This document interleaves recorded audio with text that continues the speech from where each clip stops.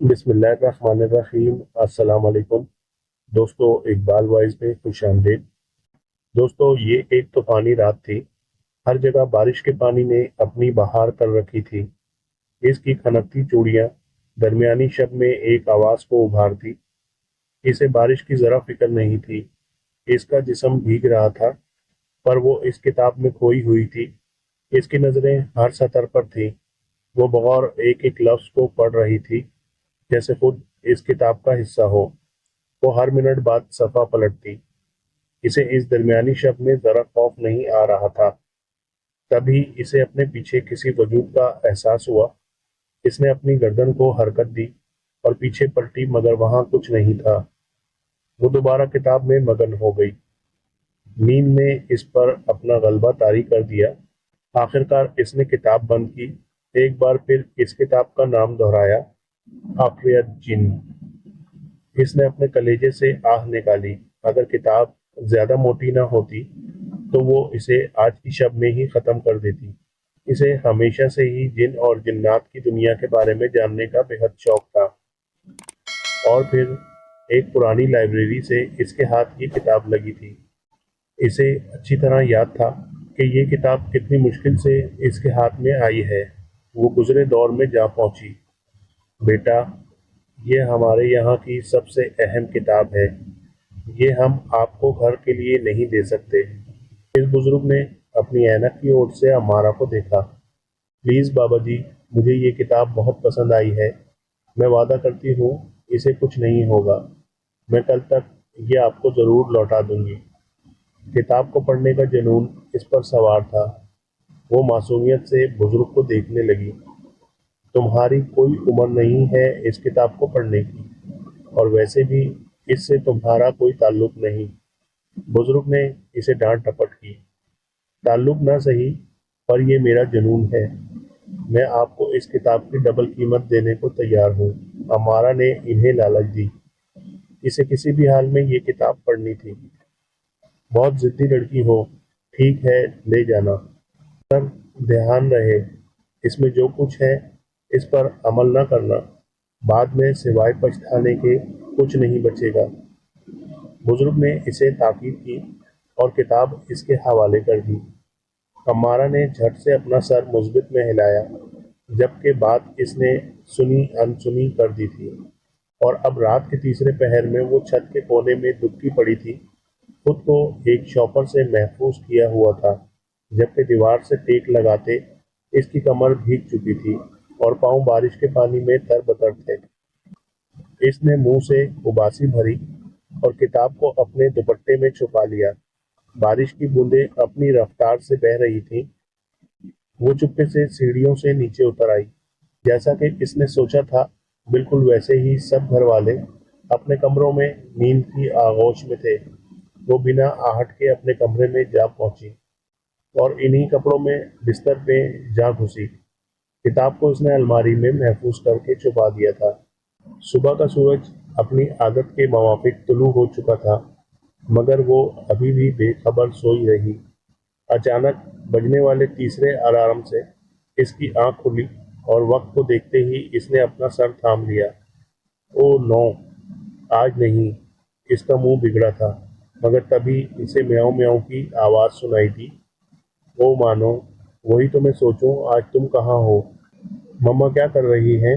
इसने बिल्ली को अपने दोनों बाजुओं से थामा और उठ खड़ी हुई और इसकी आंखों में झांका और सवाल पूछने लगी। म्याऊं, म्याऊं। अच्छा, तो किचन में है। यकीनन हमेशा की तरह नाश्ता बना रही होंगी।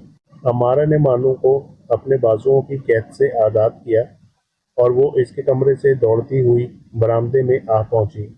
इसका मूड कुछ बेहतर हुआ था, मगर अब भी इस लम्हे की खलिश इसके सीने में मौजूद थी। एहसन आज इससे मिलने आ रहा था। तकरीबन 6 साल बाद उनकी मुलाकात आज तय हुई थी, मगर अम्मारा की लापरवाही ने सुबह का वक्त निकाल दिया था और अब वो अफसरदा सा चेहरा लिए बाथरूम में चली गई। वो अभी बाथरूम में घुसी ही थी कि किसी चीज के खटपट ने इसे बाहर निकलने पर मजबूर किया। इसने अपनी आंखें भींचकर अलमारी को बगौर देखा। इसे यूं लगा جیسے الماری اپنی جگہ سے ہلی ہو، مگر وہ تو ویسے ہی کھڑی تھی۔ اسے اپنا وہم خیال کر کے وہ نہانے چلی گئی۔ اف، یا خدا! اتنا ٹھنڈا پانی! اپنے بازو پر گرتے یخ پانی سے وہ اچھل پڑی اور پیچھے ہٹی۔ مما، مما پلیز مجھے گرم پانی لا دیں۔ وہ وہیں سے اپنی ماں کو پکارنے لگی۔ امارا، ایک تو تم وقت پر نہ اٹھو اور اوپر سے تمہارے نخرے۔ نہا لو اسی پانی سے، سب نے اسی پانی سے نہایا ہے۔ نوری بیگم کی چڑھتی ہوئی آواز آئی۔ ان کے ہاتھوں میں آٹا لگا ہوا تھا۔ امارا کی بات پر وہ غصہ ہو گئی۔ آج کا دن ہی خراب ہے، بنا قصور کے ہی سزا مل رہی ہے۔ امارا کا موڈ ایک اور بار بگڑا تھا۔ اس نے شاور کھول دیا اور ٹھنڈے پانی کے آگے اپنے بال کر دیے، حالانکہ اپنا ماتھا آگے کرنے کی اس میں ہمت نہیں تھی۔ پانی کے گرنے کے ساتھ ہی اس کے منہ سے ہی کی آواز نکلی اور وہ حیرانی سے اپنا ہاتھ آگے بڑھائے پانی کو ٹٹولنے لگی۔ وہ اب نیم گرم تھا۔ ہیں؟ ایسے کیسے؟ وہ شاور کے نیچے کھڑی تھی اور اب پانی نے اسے بھگو دیا تھا، مگر وہ سمجھ نہ پائی یہ کیسے ہوا۔ اسے نظر انداز کرتے ہوئے وہ نہا کر باہر نکل آئی، جبکہ اب بھی اس کا دماغ وہیں اٹکا ہوا تھا کہ اتنے میں اس کے فون پر کال آنے لگی۔ نام روشن دیکھ کر اس کی مسکراہٹ نکل پڑی اور لپک کر فون اپنے کان سے لگایا۔ جی محترم، کہیے۔ کیا کہوں، کب سے انتظار کر رہا ہوں، کہاں پر ہو؟ موجودہ شخص کے چہرے پر بے چینی واضح تھی۔ اتنا انتظار کیا ہے تو تھوڑا اور کر لو، بس پہنچنے والی ہوں۔ امارا نے اپنی آنکھیں بھینچیں جیسے مسکراہٹ کو دبا رہی ہو۔ ہاں ہاں، ہم جیسوں کے نصیب میں تو انتظار ہی لکھ دیا گیا ہے۔ اب اور ویٹ نہیں ہوتا، جلدی آؤ، بہت سی باتیں ہیں جو تم سے کہنی ہیں۔ احسن نے اپنا ہاتھ جیب میں ڈالا اور اس سے گفتگو کرنے لگا۔ اب محترم آپ فون رکھیں، تبھی میں پہنچ پاؤں گی نا؟ اور ہاں، ہمیں وہاں ضرور جانا ہے، مجھے کسی قسم کا کوئی بہانہ نہیں چاہیے۔ اس نے اپنی انگلی سنجیدگی سے ہوا میں لہرائی۔ ہاں بابا، ضرور جائیں گے، پر پہلے تم تو پہنچو۔ لیٹ لطیف، احسن کے چہرے پر مسکراہٹ تھی۔ لیٹ لطیف، مونس کا ذرا خیال کیا کرو، اگر پڑھائی پر توجہ دیتے تو یہ حال نہ ہوتا۔